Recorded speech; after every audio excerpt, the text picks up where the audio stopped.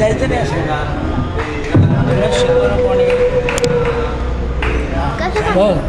माझ्या भाऊ मला हे संस्कृत भाषा माझ्या भावाने शिकवली असं. मला हे भाषण माझ्या काकांनी शिकवलं. हां मोठं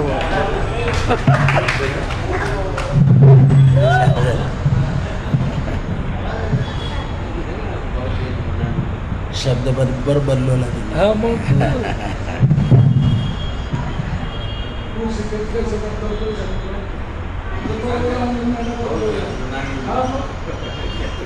निवृत्ती ज्ञानदेव सोपान मुक्ताबाई एकनाथ नामदेव तुकाराम. निवृत्ती ज्ञानदेव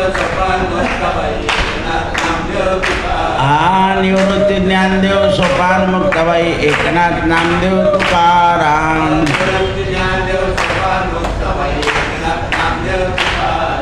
एकनाथ नामदेव तुकाराम. एकनाथ नामदेव तुकाराम. कुंडली वरदा हरी विठ्ठल श्री ज्ञानदेव तुकार गोपाल कृष्ण भगवान की जय. धर्मराजानं भीष्म पितामहांना शांती पर्वामध्ये प्रश्न केलाय. पितामह, आम्ही मोठे क्रूर आणि पापी आहोत, स्वतःबद्दल सांगताय. आम्ही केवळ अर्थप्राप्तीकरता भावाभावांनी, आजोबाने नातवाने, पुत्रांनी आणि बापाने युद्ध केलंय. आम्ही पापी. धर्मराजा म्हणतात सजातीय लोकांना मारलाय आणि पुत्रांचा संहार करून टाकला, कारण कौरवांचे सगळे पुत्र मारले गेले.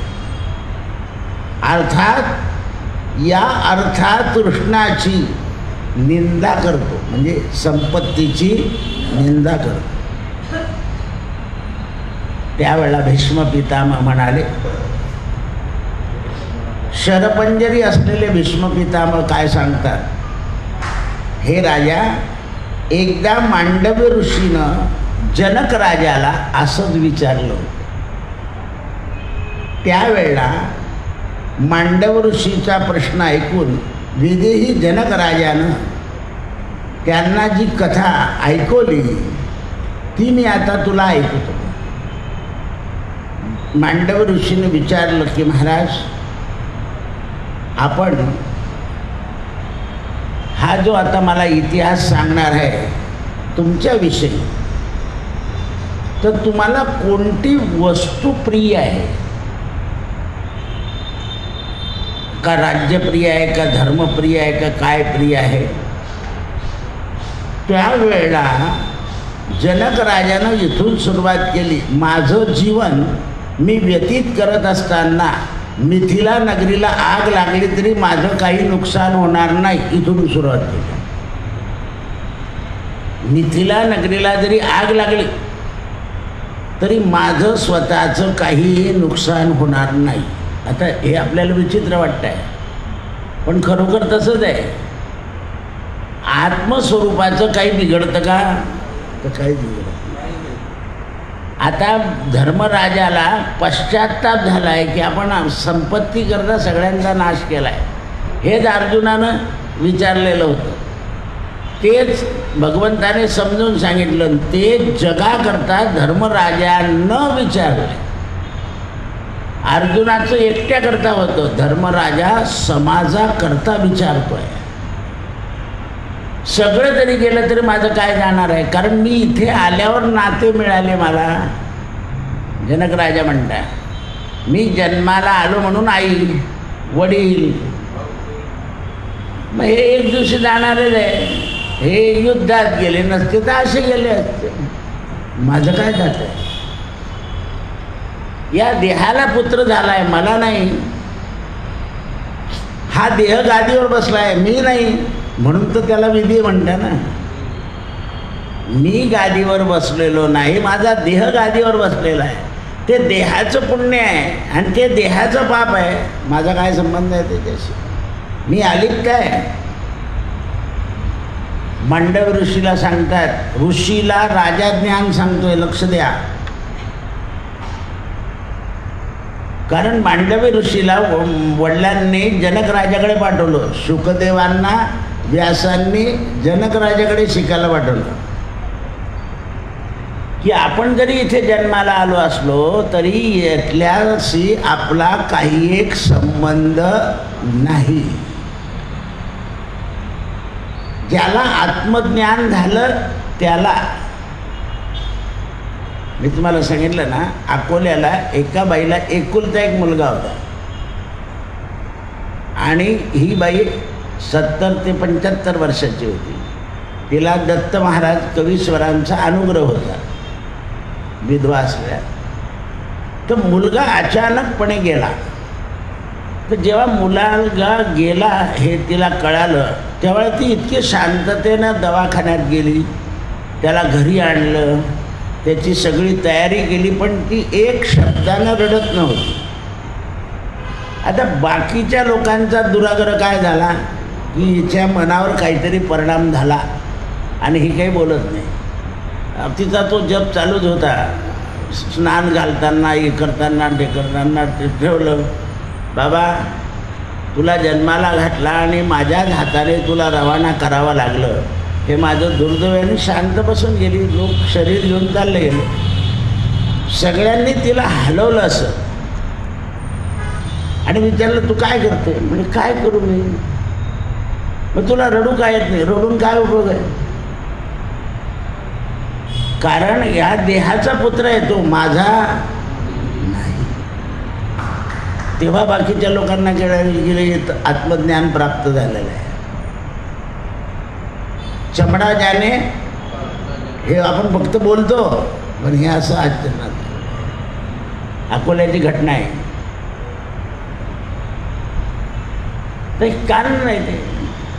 जेव्हा कळून जातं की काय करणार आहे आपण, होणार ते होऊन जाते, फुकट मानवी चिंता वाहते.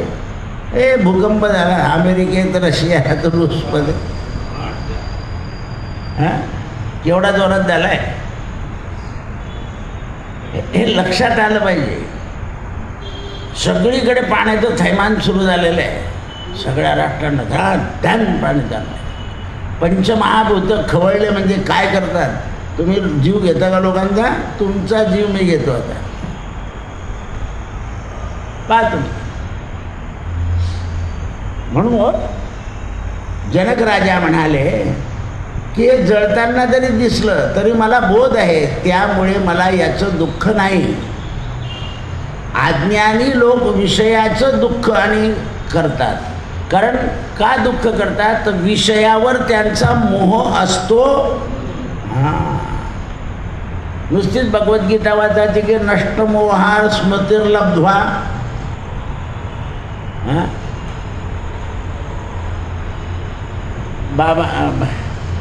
बाबा जेव्हा गेले ना तेव्हा हे आमचे सगळे नातेवाईक असे गोळा झाले आणि मी इकडे तिकडे फिरत होतो ते सगळं करायला. ते म्हणे त्याला काही दुःख झालं नाही, पहा तू कसा फिरतोय, असं बोलायचे आहे सगळे. आता आपण सर्वसाधारण काय करतो, किंवा आई वडील गेले की एका सतरंजीवर बसून राहतो, लोक आपल्याजवळ येतात. आता इथे तर परिस्थिती अशी होती की ते संत आहे, त्यांची सगळी तयारी करणं हे माझं कर्तव्य होतं. मी शेवटी त्यांची दोन्हींची तुम्हाला मी फोटोही दाखवेल. त्या दोन्ही बहिणी बाचाबाची करायला लागल्या. मी काय केलं म्हटलं, मनोहर बाबांचं शरीर इथे आण आणि एका बाजूने हिला बसून दे, एका बाजूला हिला बसून दे, आपण चाल उद्योग कर सगळा. खरं ते सगळी तयारी करायची ना, असं बसून चाललेलं काय? याला दुःख झालेलं नाही म्हणे, त्यांच्याकडे पाहू नको, आपल्याला त्यांना व्यवस्थित सतीगती नाही. आमचे एक शास्त्री भाव होते, त्यांना असं काही जास्ती असं हे आवडत नसे, पण त्यांनी बाबांचं सगळं पाहिल्यावर म्हणे, दिगंबर मला निमखेडीला. म्हटलं काका तुम्हाला चढता येत नाही, मी दुसऱ्या गाडीत नाही बसणार म्हणे, यांच्याच बरोबर बसेल, हे पुन्हा पाहायला मिळणार नाही. म्हणजे त्यांनी हे शब्द वापरले नाही. हे म्हणे त्याला आनंद झाला, तो फिरतो म्हणे. मी काही डोक्याला रुमाल बिमाल काहीच नाही ना, ठीक आहे, कारण सगळी तयारी करायची आहे ना. परत तेवढ्या वेळात आमच्या साहेबांचं गाडी गेली, काय महाराज गेले, ते म्हणे सलामी होईल, सगळे लोक येतील, गाड्या लागतील पोलीसच्या, हे झालं सुरू ते. मग असं दुःख करायचं नसतं. तुम्ही दुःख जर केलं तर तुमचं ज्ञान उपयोगाला नाही तुम्हाला, उलट आनंदाने रवाना करायचं आहे.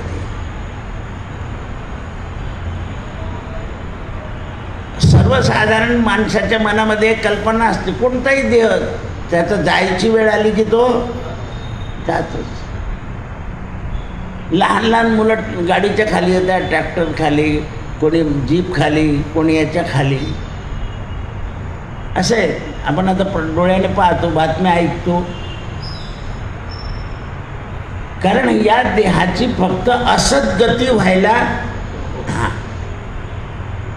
आम्ही जेव्हा वेदांत शिकलो ना, तेव्हा आम्हाला असं शिकवलं होतं, कलियुगामध्ये कुत्र्या मांजराप्रमाणे माणसं मरतील. आता डोळ्याने दिसतंय, पेपरात वाचायला मिळत आहे, टी व्हीवर बातमीत दिसतंय की कसं घुसला तो.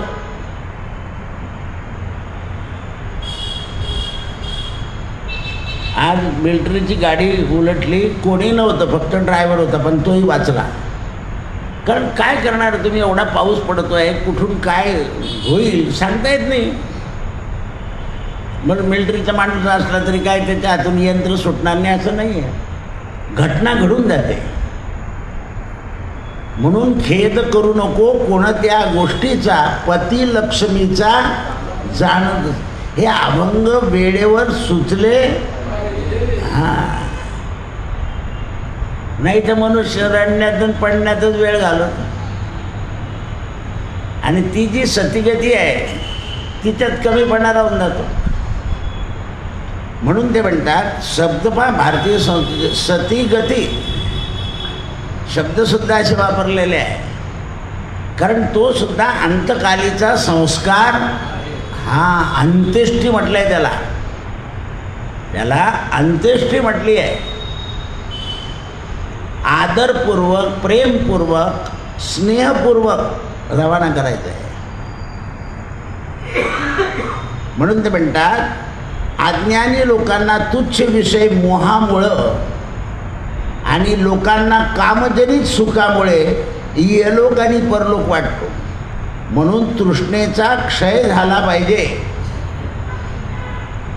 कोण सांगताय? जनक राजा मांडवी ऋषीला, की बघ जगामध्ये सगळं समान आहे, कोणाचं आयुष्य कमी किंवा मोठं. माणसाचं आयुष्य वाढतं कालक्रमाने. त्याला उदाहरण दिलं आहे, गाईचं बछडं जसं वाढत जातं तसं त्याचं शिंग वाढत जातं, त्याप्रमाणे आहे ते. कालगणना जी आहे ती अशीच चालते. पहा तुम्ही मधल्या काळामध्ये या आसोदा भादलीकडे टायरमध्ये प्रेत जाळलं गेले, आता तिथे सुद्धा गौऱ्या गेल्या. काय काळ कसा बदलला बा. आता टायरची गोष्ट राहिली नाही, लाकडाची गोष्ट राहिली नाही, सगळीकडे गौऱ्या बरोबर पोचत आहे. आणि तेही चांगलं तूप आणि कापूर. फक्त तुम्हाला ऑर्डर द्यायची आहे. हे सगळं काय कालाने व्यवस्था केली बघा. कोणाच्या डोक्यात नव्हती, कोणाला तरी सुचली, आणि आता सगळ्या गायीच्या गौऱ्यात देह जाळला जातोय. अत्यंत पवित्र काम आहे. आता गाडी यायला जायला लोक म्हणतात 7,000 खूप होतं, आणि ते भोंगडं लावून देतात. काही नाही, त्याच्यामध्ये टेप असतो आणि तो आई चालली ग बस म्हणून. तो किती रुपये घेतो? 8,000.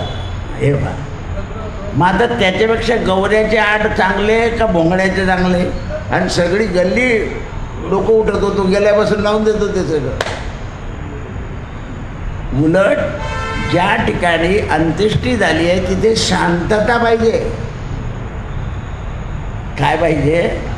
शांतता पाहिजे. ते भोगे लावून देत आहे. शोकाकुल परिस्थिती आहे ना ती. बरं नाही लावले तर गल्लीतले लोक त्रास देतात, लावा हो काय तुमच्याजवळ पैशाने काय काटकसर करता. आणि त्या गौऱ्यांचे 7,000 8,000 तो अंबानेरून आणतो, इकडून आणतो, तिकडून आणतो,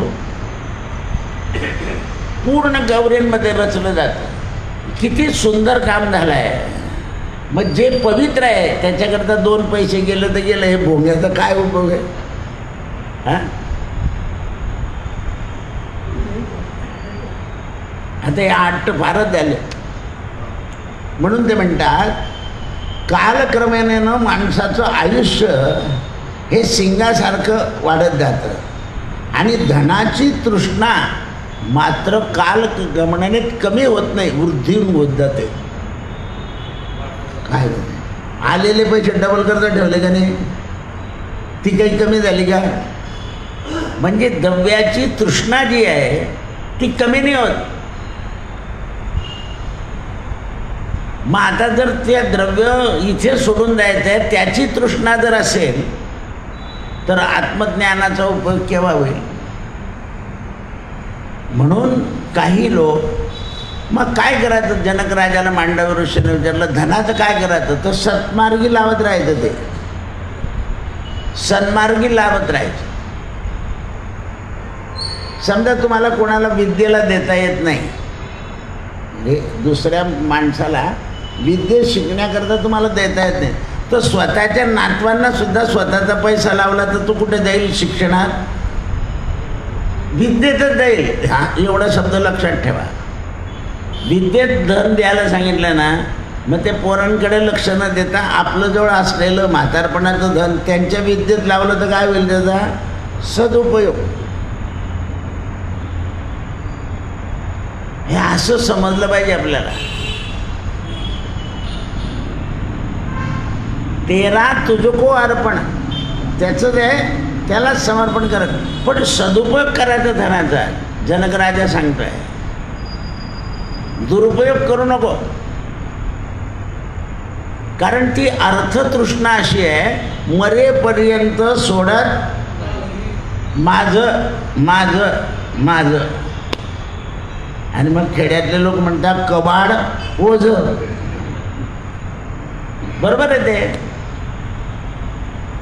बरं त्या द्रव्याकरता पुन्हा वासना राहून गेली तर पुन्हा जन्माला यावं लागतं. कारण द्रव्याची जी वासना आहे ती जर राहून गेली माझं म्हणून तर पुन्हा ये. म्हणून आत्मज्ञान काय सांगतं मांडव ऋषी, की ही तृष्णाची वृद्धी झाली नाही पाहिजे. वस्तुतः दुःखाचं कारण वासना. म्हणून संत काय म्हणतात, वासनेचे बीज जळोनी जाय, आणि जळाला एक केव्हा समजशील तर तव राम नामे उपजे आवडी. तुला रामनामाची आवडी निर्माण झाली की समजायचं की आपली वासना जळाला लागली. हे संन्यासाचं नाव नाही आठवणार मला, त्यांनी भगवद्गीतेवर मोठी हे लिहिलेली आहे. तर ते गायत्री मंत्राचा जप करायचे, तरी भगवती त्यांना दर्शन द्यायचे नाही.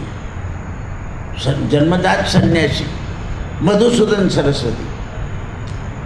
तर त्यांना एकदा गायत्री मातेवर असा कोप आला की तू अजून प्रसन्न होत नाही. तर त्यांनी स्वप्नात सांगितलं, मागे फिरून पहा म्हणे स्वप्नात, तर 7 पहाडांचा धूर निघत होता. म्हणे पाहिलं, तुझ्या प्रारब्धात हे 7 जन्माचे पापांचा धूर निघतोय, अजून जळतंय का ते? कारण ते जळेल केव्हा, जेव्हा तिथे अग्नी प्रगट होईल तेव्हा ते पूर्ण 7 जन्माचे 7 ढिगारे जळतील. तिथे धूर निघतोय, त्याला जळायला बरेच वेळ लागेल, जोपर्यंत अग्नी प्रज्वलित होत नाही. मग जिथे धूर निघतो तिथे कोण सोडावा लागतो? वायू. वायू सुटल्याशिवाय ते पेटणार नाही. तसं 7 जन्माचं तुझं जे पाप आहे ना, मी दर्शन कसं देऊ तुला? अजून तिथे धूर निघतोय, तू वायू सोड. म्हणजे ते धगधग धगधग पेटून जाईल आणि 7 जन्माचं पाप झालं की संपलं की मी पुढे. आणि मग हे तीव्र साधनेला लागले आणि जेव्हा ते पाप जळालं तेव्हा आईसाहेब गायत्री प्रकट झाल्या. बोल काय इच्छा आहे म्हणे गीतेवर टीका लिहायचे. तथास्तु. दुसऱ्या दिवसापासून मधुसूदन सरस्वती टीका लिहायला सुरुवात करून टाकली. गतजन्माचं जे पाप आहे ते संन्यास घेतल्यावर जळेल का नाही, कारण तू काही प्रयत्नच केलेले नाही, नुसतं घेऊन टाकला संन्यास. तर ते पाप जळण्याकरता तुला तीव्रता घडावी लागेल. जसं अग्नीला फुंकावं लागतं, वायू सोडावा लागतो त्याच्यावर. वायू सुटला म्हणजे तो प्रज्वलित होतो आणि ते सगळं जळून जातं. गुरुकृपे त्याचा नाश झाला. गुरु कोणता अग्नी देतो? ज्ञानाग्नी. ज्ञानाग्नीने ते जळून जातं. काय ज्ञानाग्नी आहे? कोणी कोणाचं म्हणणार पटकन, कोणी कोणाचं नाही. आपला फोटो आपण काढून ठेवायचा का पोरांनी काढायचा?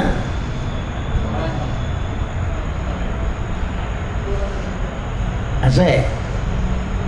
आता आपल्याला काढून टाकावं लागतं, कारण सगळ्याच ठिकाणी फोटो लागतात.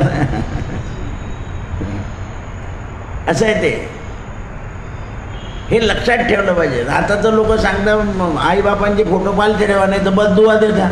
म्हणजे आणखीन आली का पंचायत? म्हणजे फोटो असूनही काही उपयोग नाही. म्हणजे मला विचारायला ना, म्हटलं त्या फ्रीजवरचे तुमच्या दोघांचे नवरा बायकोचे काश्मीरचे फोटो बाजूला ठेवले आणि मग आईबापाचे ठेवा. असं का बरं? मग तुमचे का बरं ठेवले? तुमचे पोरांनी पालथे मालणार काश्मीरचे फोटो? हे असं आहे. हे लक्षात आलं पाहिजे.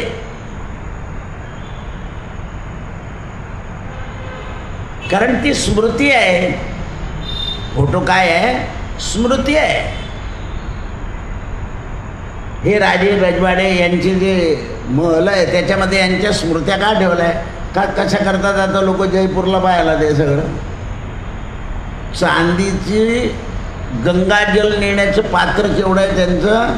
1 चौकीचं. म्हणजे जहाज इथून गंगा नेत होते ते जहाजामध्ये इंग्लंडला जायचे तर हे राजे सगळे. तर चांदीचं एवढं मोठं पात्र आहे, असं याच्यासारखं वॉटर बॅग सारखं, असं गोल. पूर्वी आपली पितळ्याची यायची ना, तशी कडीचा तांब्या, तशी गंगा आहे. गंगा न्यायची असे 3 आहे. तुम्ही जात ते राजवाड्यामध्ये असे 3 ठेवले आणि इथून गंगा भरून जहाजामध्ये ठेवून ते इंग्लंडला घेऊन जायचे प्यायला. त्यांनी ते वाचवले का? तर ते त्यांच्याशी समरस राहिले. पण निशाण असा ठेवला आहे, अजूनही जयपूरचा राजा असला म्हणजे घराच्या वरचा झेंडा, महलाच्या वरचा झेंडा फडफडतो. आणि राजा नसेल गावात जयपूरमध्ये तर झेंडा बंद. असं आहे ते. आपला शनिवारवाडा कसा वाढला आहे पुण्याचा? असं आहे ते. त्यांनी ते सांभाळलं आहे. स्मृती आहे ती. आपली तरवार हा म्हणतो आणतोय, तो म्हणतो मी आणतोय, तो म्हणतो मी आणतो. 22 वर्ष आणि 42 वर्ष होऊन गेले. आताही मध्ये 1.5 वर्षापूर्वी आलं आणताय तलवार, आणताय तलवार. असं आहे. हे स्मृत्या सांभाळल्या पाहिजे. एकाच्या घरी अशी मोठी डेग होती, तो मोडायला जात होता. म्हणजे दादा मोडून टाकू. म्हटलं अरे अशी घराच्या एका ईशान्य कोपऱ्याला ठेव आणि त्याच्यामध्ये कापूस भरून ठेव, कारण तेवढ्या डेग भर काय भरेल तो? धान्य भरलं तर कीड लागून जाईल, साखर लागलं तर मुंग्या लागतील. कापूस भरून ठेव म्हटलं. कारण आपलं धन काय आहे? जळगावचं धन काय आहे? कापूस, पांढरं सोनं भरून ठेव. मस्त भरून ठेवले ते. त्या दिवसापासून त्याची भरभराट झाली. त्याच्या भावाने पण आपल्या ईशाचं ते ईशान्य कोपऱ्याला ठेवून दिलं आणि त्याच्यामध्ये कापूस ठेवलं, त्याची भरभराट झाली. पूर्वजांची स्मृती आहे ती. आपलं काय करतात? टाक मोडून. काय करतं?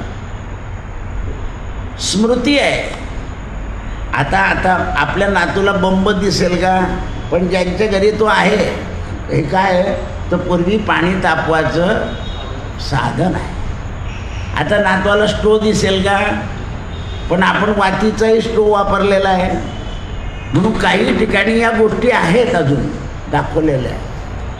जसं लोकमान्य टिळकांचं या ग्रस्ताची एकही वस्तू हरवली नाही. बाकीच्या नेत्यांचं सुद्धा संग्रहालय काढलं, पण त्याच्यातून बऱ्याच वस्तू नाश पावल्या. टिळकांची एकही वस्तू ना, जसा जोडा होता तो तिथेच्या तिथे आहे, काठी तिथेच्या तिथे आहे, पगडी तिथेच्या तिथे आहे. कारण घरातली परंपरा सांभाळणारे होते. आता पंतू गेला 15-20 दिवसापूर्वी, सांभाळणारे घरातले होते. आणि जिज्ञासा होती की टिळकांचं राहावं. म्हणून 1 तारखेला भाषण आहे. आता ऐकलं तुम्ही, टिळकांचं भाषण अजून चाललं आहे. कोणत्याही नेत्याचं भाषण नाही, पण 1 तारखेला टिळकांचं भाषण शाळेमध्ये कैक दिवसापासून चाललेलं आहे. का? तर सत्य प्रकाशित होते. स्वातंत्र्य हा माझा जन्मसिद्ध हक्क आहे आणि मी तो मिळविणारच. सडेतोड भाषा होती. आता कोणी बोलेलं असं आहे ते.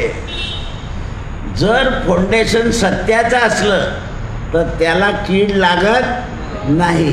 आणि कृत्रिम प्लॅस्टर ऑफ पॅरिसचं फाउंडेशन केलं तर तडा जातोच, तडा जातोच.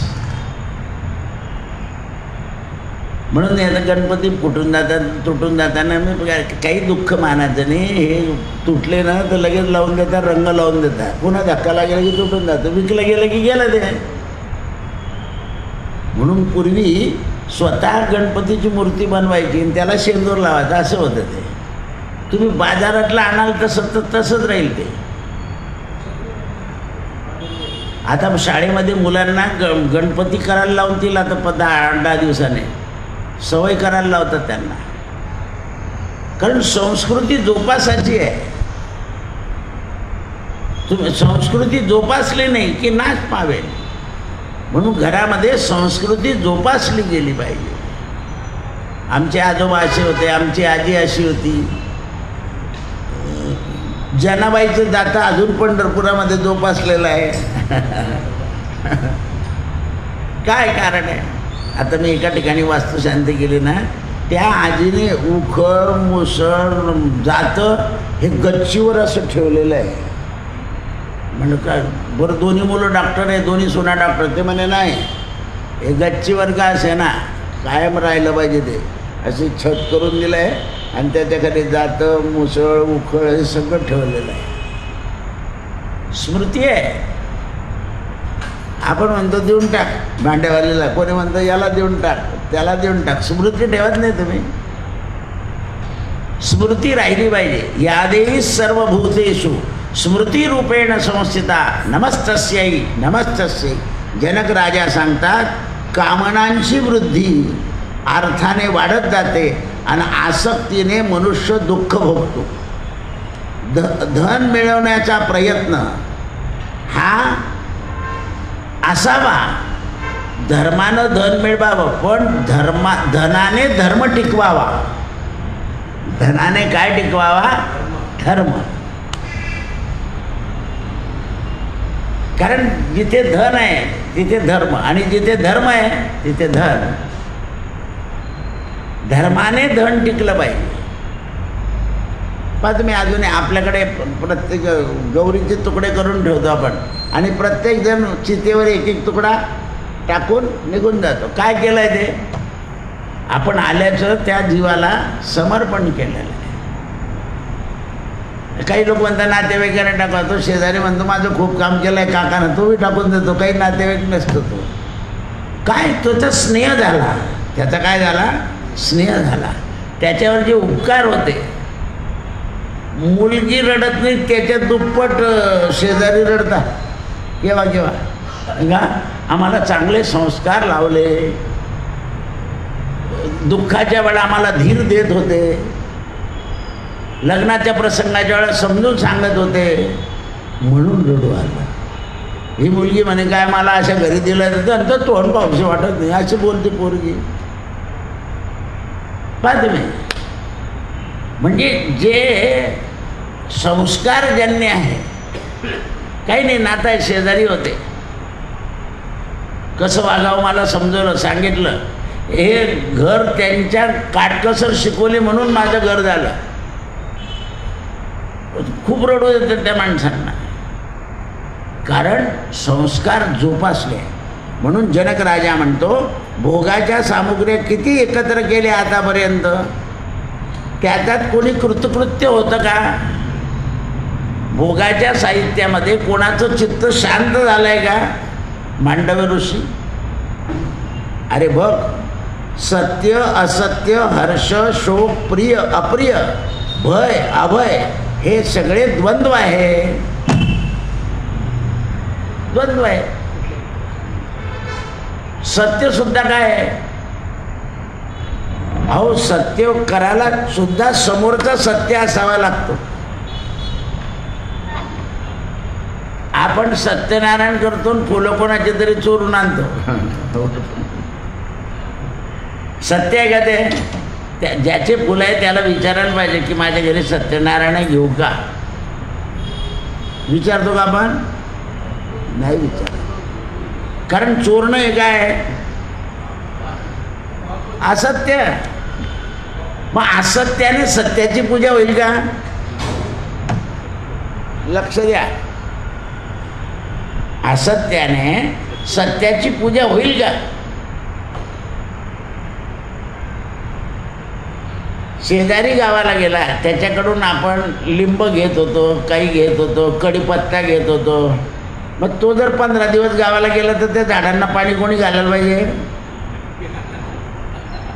पण जमेल काय? राहू द्या, पुढचं कंपाऊंड उघडं राहू द्या, आम्ही झाडून झोडून पाणी घालू, कारण ते झाडाचा आम्ही उपयोग घेतो, हे सत्य आहे. मग सत्याचा सुद्धा दुरुपयोग होतो जगामध्ये. एकच भाऊ सत्यानं वागतो, बाकीचे लबाडानं वागतात, त्या घरात काय होते? अशांती. म्हणून सगळ्यांनी सत्याचाच विचार केला तर तिथे हा सत्याग्रह का झाला? आणि सत्याग्रहामुळे स्वातंत्र्य मिळालं, नाही तर काय बसून राहायचे लोक. आता पुतळे जाळतात, तेव्हा काहींनी जाळपोळ काहीच केले नाही, शांततेने बसून राहायचे. सत्याला अन्न घ्यायचे नाही, पाणी घ्यायचे नाही. सत्याचा आग्रह होता, आमचं आम्हाला द्या. शेवटी द्यावं लागलं. म्हणून ते म्हणतात की हे द्वंद्व त्यागलं पाहिजे आणि अत्यंत शांत आणि निर्विकार झाला पाहिजे. मग केव्हा निर्विकार होशील मांडव्या?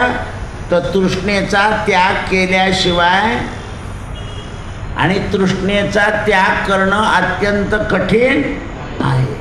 कृष्णा घालवी माझी तृष्णा.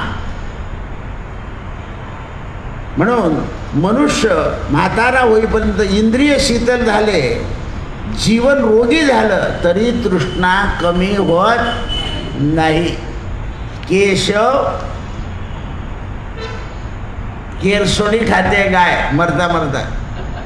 म्हणून सत्याचा त्याग करू नको. त्याग म्हणजे सुख आहे. राजाचं वचन ऐकवलं, मांडव ऋषी प्रसन्न झाले आणि त्यांनी त्या कथानकाचं प्रशंसा केली आणि मोक्ष मार्गाकरता वनात निघून गेले. कृष्णार्पणम्. सत्यगुरु राये कृपा मज केली, परिणाय जडली सेवा काही. मस्तकी तो जाणा ठेविला कर.